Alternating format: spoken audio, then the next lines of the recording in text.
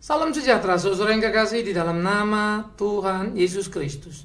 Kembali kita bertemu dan kita lanjutkan bagaimana seharusnya membangun kepatuhan Kristiani di dalam kehidupan kita.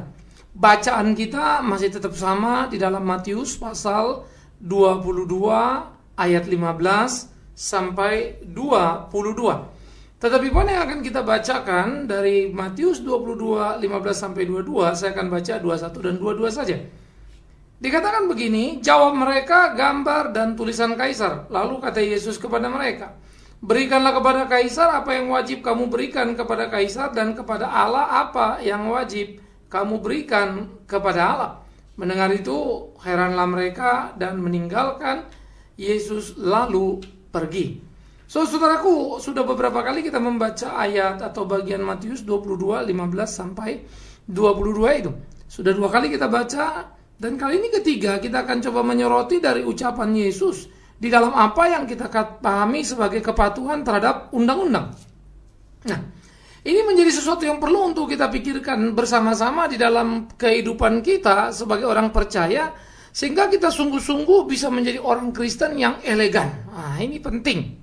Ya, orang Kristen yang elegan.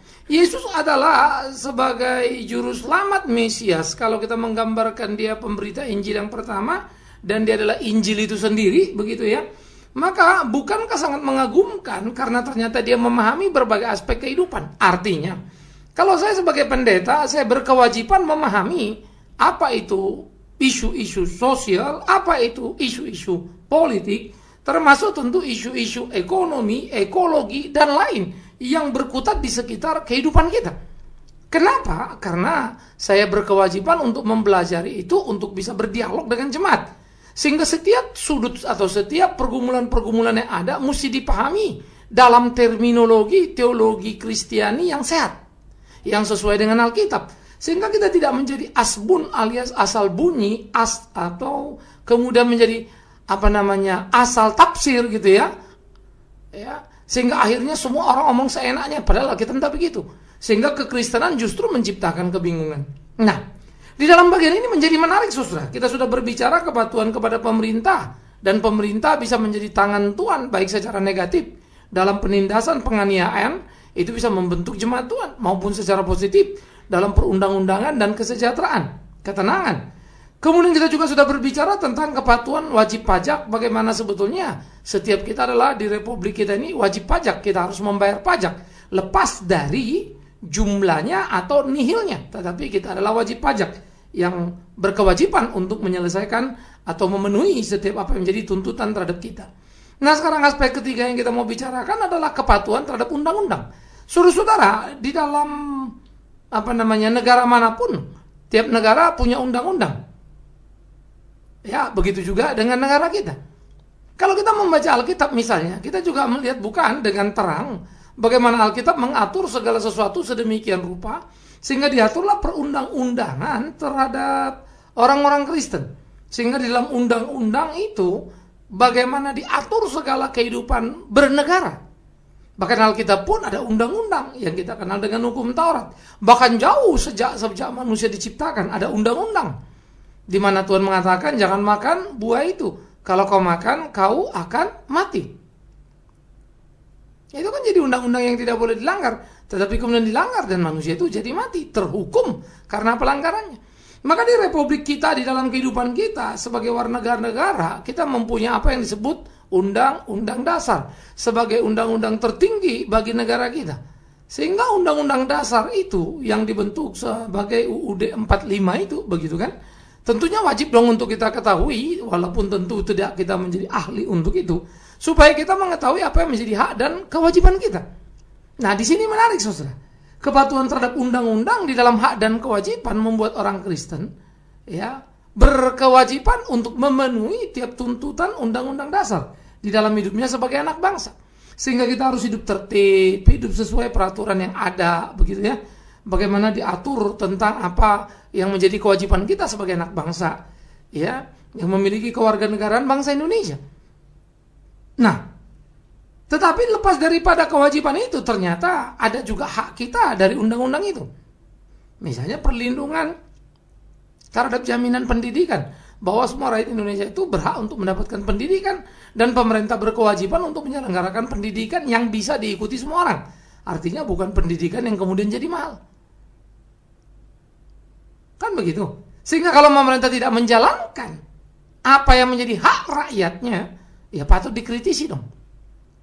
Nah, sehingga hak kita dan kewajiban kita berjalan seimbang. Nah, untuk itu kan kita perlu tahu, sehingga kepatuhan terhadap undang-undang adalah kepatuhan terhadap memenuhi kewajiban, tetapi juga kepatuhan terhadap menuntut apa yang menjadi hak.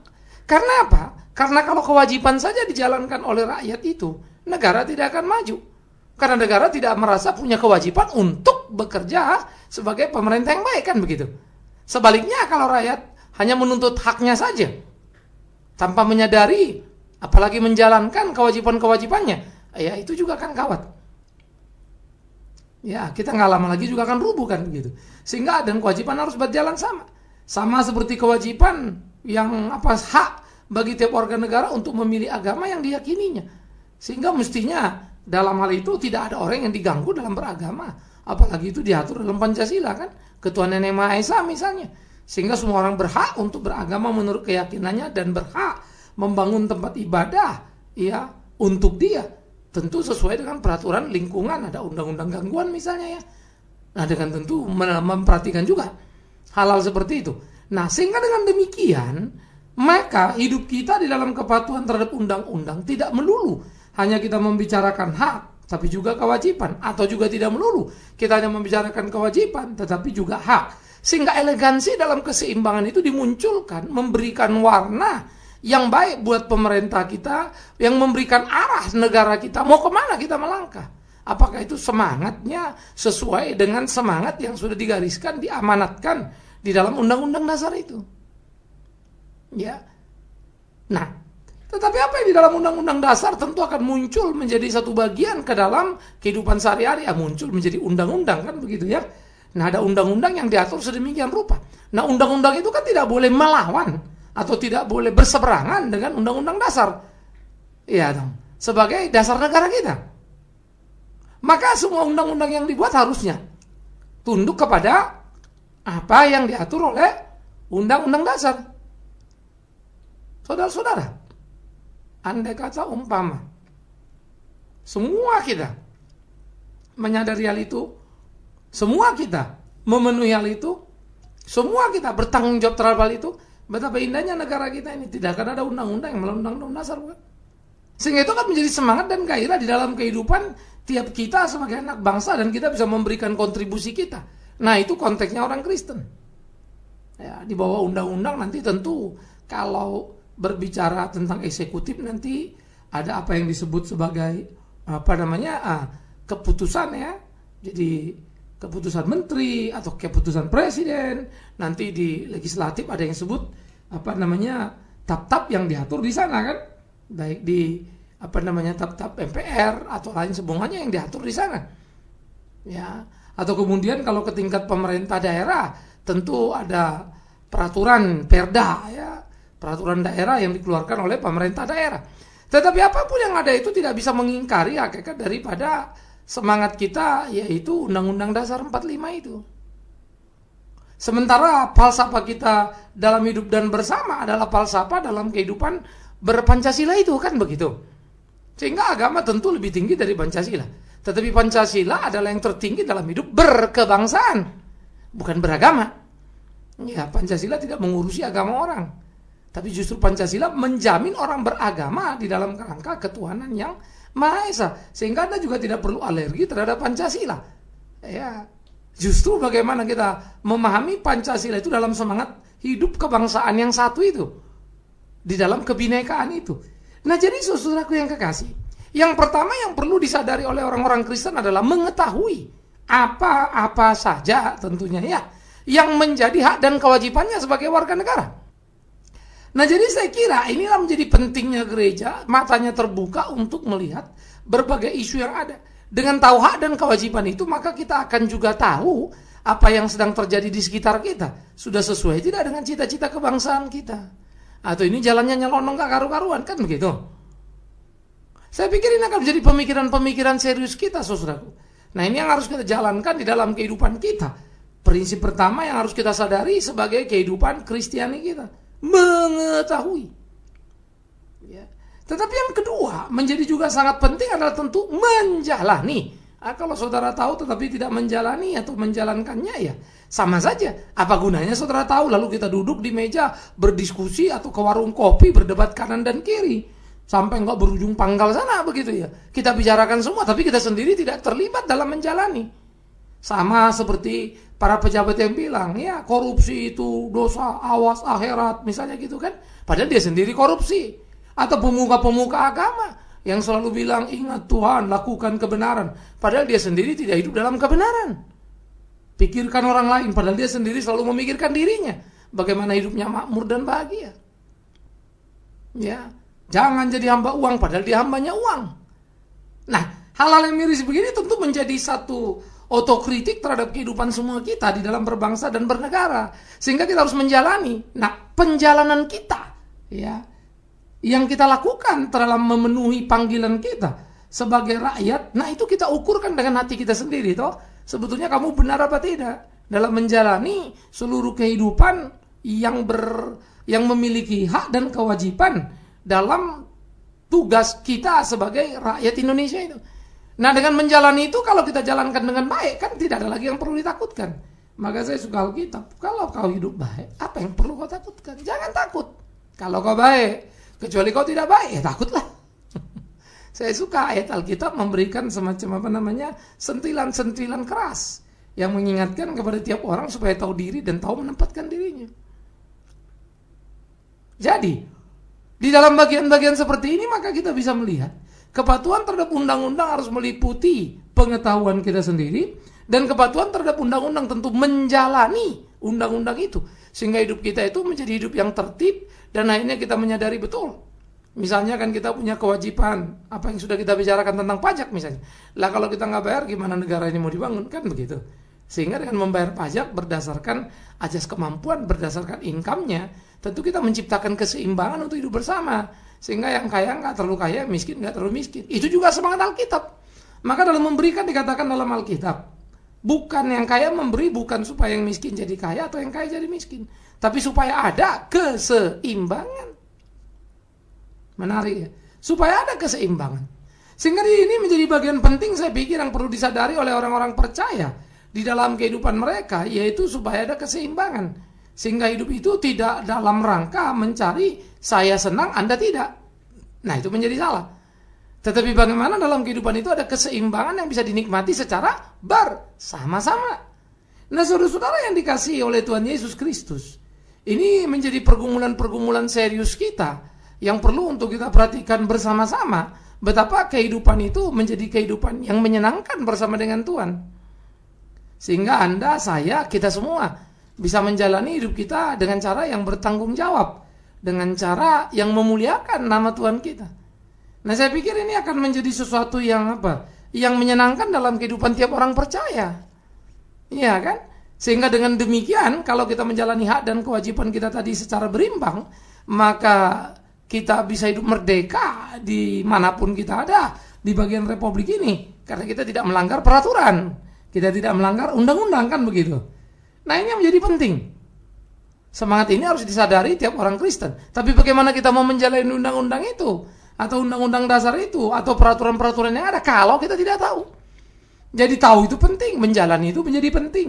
Nah, itu harus menjadi bagian yang kita kerjakan dalam kehidupan kita, dalam kerangka memberikan kontribusi nyata kita dalam hidup berbangsa bernegara.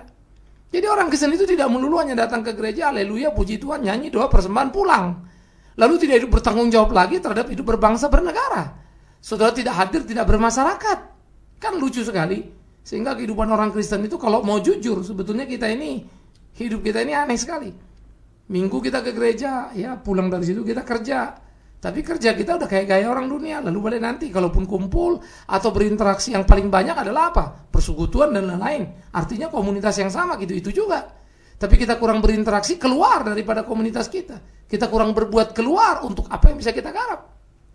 Nah, ini menjadi tantangan yang serius juga yang kita pikirkan, saudara yang kekasih. Ya. Sehingga dengan demikian kita bisa memikirkan apa yang bisa kita kerjakan. Saya sebagai pendeta tidak punya waktu terlalu banyak misalnya. Sehingga saya mesti bergumul dan baik-baik untuk pakai waktu saya. Termasuk dalam interaksi saya. Keluar. Bagaimana saya harus memenangkan interaksi itu? Itu kan menjadi pertandingan serius kita dalam hidup berwarga negara sebagai warga negara. Sehingga kita bertanding dengan orang-orang yang di sekitar kita untuk menunjukkan ini loh orang Kristen baik dan bermutu. Dari mana mereka lihat? Dalam ketaatan kita menjalani apa yang kita pahami bersama. Yang kita sepakati bersama sebagai undang-undang dasar negara kita ini yang direfleksikan dalam undang-undang maupun keputusan-keputusan maupun apa yang disebut peraturan-peraturan daerah kan begitu. Sehingga dengan demikian hidup kita menyenangkan, saudaraku. Hidup kita betul-betul bisa menjadi bagian wawasan kebangsaan. Berikanlah kepada Allah apa yang harus kau berikan pada Allah. Tetapi jangan lupa berikanlah apa yang harus kau berikan kepada kaisar. Itu perintah Tuhan Yesus. Kepada pemerintah. Itu perintah Tuhan Yesus. Ambil bagian dalam hidup berbangsa bernegara. Itu perintah Tuhan Yesus. Ini bukan soal kita berpolitik atau tidak berpolitik. Itu sebab orang Kristen menjadi sangat naif karena tidak mengerti bagaimana politik itu diatur dalam undang-undang. Sebetulnya politik itu adalah pendistribusian kekuasaan kan. Makanya politik kan tidak bisa serta-merta seenaknya. Apapun penyelenggaraan politik, apapun pemilihan orang itu kan diatur oleh apa yang disebut undang-undang. Makanya kita menjadi bingung. Nyatanya jahat, ya, kita lihat fenomenanya.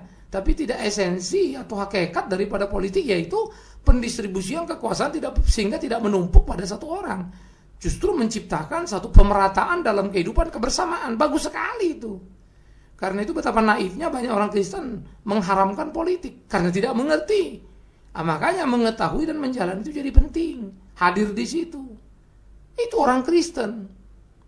Jadi saudara bisa berpikir betapa banyak kita orang Kristen yang tidak Kristen. Kita ke gereja tapi tidak memahami tugas tanggung jawab kita sebagai warga negara. Dalam panggilan Kristiani kita. Nah itu berbahaya sekali. Dan aspek yang ketiga, sesudah saudara mengetahui, menjalani aspek yang ketiga apa? Adalah mengawasi. Jadi kita turut serta untuk mengawasi bagaimana undang-undang dasar itu ditaati dan bagaimana undang-undang itu sejalan dengan undang-undang dasar termasuk Perda dan lain-lainnya. Sehingga dengan demikian kita ambil bagian, saudara.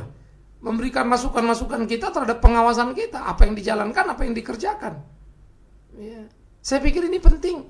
Karena banyak pemerintah sebetulnya sudah mengabaikan tugas mereka. Yaitu untuk memberikan pendidikan yang cukup misalnya. Tapi kemudian pendidikan makin hari makin mahal. Itu kan sudah melanggar semangat daripada undang-undang dasar. Kan ironis nih. Ya, kita diatur misalnya dijamin hidup beragama, tapi antar agama ada gontok-gontokan tanpa ada kejelasan peraturan, kan ironis nih. Ya. Bagaimana kita bisa jadi saudara sebangsa setanah air, apapun sukumu, apapun agamamu, artinya darah kita sama-sama merah putih kok. Agama itu kan urusan pribadi kita dengan Tuhan. Ya silakan masing-masing lakukan. Saya tidak lebih baik, agama saya tidak lebih baik dari agama Anda. Saya tidak lebih baik dari Anda. Bahwa kalau saya yakini Tuhan saya yang terbaik, itu pemahamanku, itu imanku. Tapi kalau kau yakini Tuhanmu yang terbaik kan misalnya, itu imanmu, itu pemahamanmu, tidak mengapa. Kita bawa dalam sebuah kompetisi kehidupan. Apakah dengan percaya kepada Tuhan yang terbaik itu, hidup saya jadiin terbaik apa tidak? Begitu juga orang Kristen. Jangan bilang Tuhan kita terbaik, Tuhan kita paling hebat. Padahal hidup kita tidak terbaik dan tidak terhebat. Itu kan memalukan. Iya toh? Oleh karena itu saudara yang kekasih, kalau orang Kristen kemudian hidupnya tidak mendarat, ya, memperkaya diri secara membabi buta, misalnya kan, hidup dalam kegemerlapan, kemewahan yang luar biasa, tanpa peduli pada yang dibawa, apa hebatnya hidup kita? Banyak orang yang tidak Kristen yang justru turun terjun ke bawah. Ya, kaya itu bukan dosa, tapi miskin juga bukan naik. Mari kita hidup jujur, itu yang benar. Kita mesti konsekuen terhadap panggilan-panggilan kita misalnya. Kita menyadari kalau dibilang guru itu kan pahlawan tanpa jasa misalnya. Dia mesti berani menyadari begitu dia jadi guru, dia mempunyai panggilan tugas yang sangat luar biasa mendidik orang sampai jadi menteri bahkan presiden. Dia sendiri tidak pernah jadi menteri atau presiden. Dia menghasilkan anak murid pintar yang kemudian bisa dapat jabatan bagus, fasilitas yang bagus. Sementara guru kurang bagus. Tapi banyak kan guru yang membuat kita kagum. Saya salah satu murid yang sangat kagum pada guru SD saya. Ya, dan guru SMP yang saya kagumi, tapi begitu saya di sekolah tingkat atas sudah saya ngeliat guru payah gitu ya, tidak lagi jadi idola.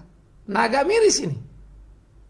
Sebaliknya kan begitu juga ketika kita bicara misalnya gereja sebagai pendeta, apakah kita jadi model? Kita kan sudah siap untuk jadi pahlawan tanpa jasa itu kan. Apa beda panggilan kita dengan guru? Sehingga kan kita sudah siap untuk membuat jemaat itu menjadi pintar, beriman, kuat, ya, berhasil dalam karirnya, kemudian mereka bisa menjadi kaya dan membantu yang lainnya. Tanpa kita juga harus jadi kaya kan? Jadi agak miris kalau guru misalnya lebih mulia daripada pendeta, kan jadi gawat nih. Nah, saya pikir ini penting, ya. Saya selalu mengingatkan orang, saya bukan orang miskin. Ya, saya tidak miskin hidup saya. Saya mesti jujur, tapi saya juga bukan orang kaya raya kan. Ya. Tergantung ukuran yang relatif tadi. Tetapi yang pasti adalah saya tidak hidup berlebihan. Apa yang saya dapat adalah rezeki yang bukan sengaja saya cari loh. Yang bukan sengaja saya tumpuk keuntungan untuk diri. Nah, itu anugerah ilahi, ya thanks God, nikmati saja. Tapi pun harus membatasi diri kan? Karena apa yang Tuhan kasih sama kita, saya kira juga punya pesan banyak kan? Supaya kita teruskan untuk sekitar kita, kan begitu saudara. Sehingga di dalam hidup seperti inilah kita bisa melayani Tuhan, melakukan apa yang menjadi kehendak Tuhan. Sehingga hidup kita itu sungguh-sungguh menjadi hidup yang menyenangkan Tuhan.